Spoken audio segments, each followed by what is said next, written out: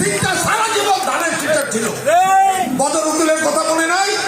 আমি বলে ভোট দিলাম খালেদের, বদর উকিলকে এই সিটটা 96 সালের পরে আজকে 25 সাল পর্যন্ত আমরা মুক্তি দেখি নাই।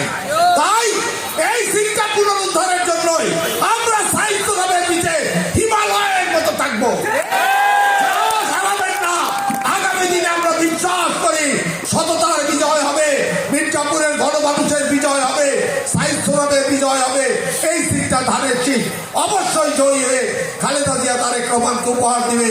এই কথা বলে বক্তব্য শেষ করতে চাই, কারণ অনেক কষ্ট করেছেন সেই দুপুর বেলা থেকে মিছিল করলেন, আবার সমাবেশ করতেছেন। এর থেকে একটা লোকও কমে নাই। এর থেকে প্রমাণ হয় আগামী দিনের এই সিটটা আমরা অবশ্যই সাহিত্যকে দিয়ে আমরাও গর্বিত হতে চাই।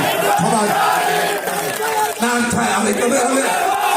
চালাই যাবো আরেকদিন, আজকে না আরেকদিন, একটু পরেই হয়ে যাবে, চালাবো আরেকদিন। অনেক কথা আছে, অনেক কথা বলবো। দেখবেন ওই চোরেরা যারা এটা কইরা কাটা খায়, রাজনীতি কইরা কাটা খায়, ওদেরকে বিদায় করবো।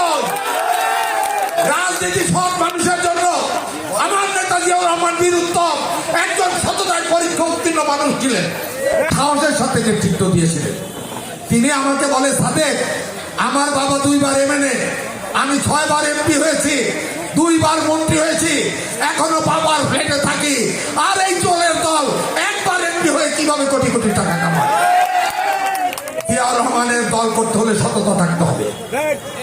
জিয়াউর রহমানের দল করলে পরিচ্ছন্ন হতে হবে। জিয়াউর রহমানের দল করতে হলে গণমানুষের সাথে গণমানুষের মতো আচরণ করতে হবে।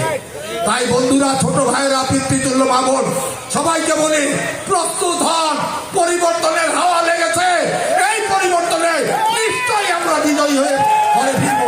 এই কথা বলে আপনাদের সাথে সাহিত্য ভাই বক্তব্য রাখবেন।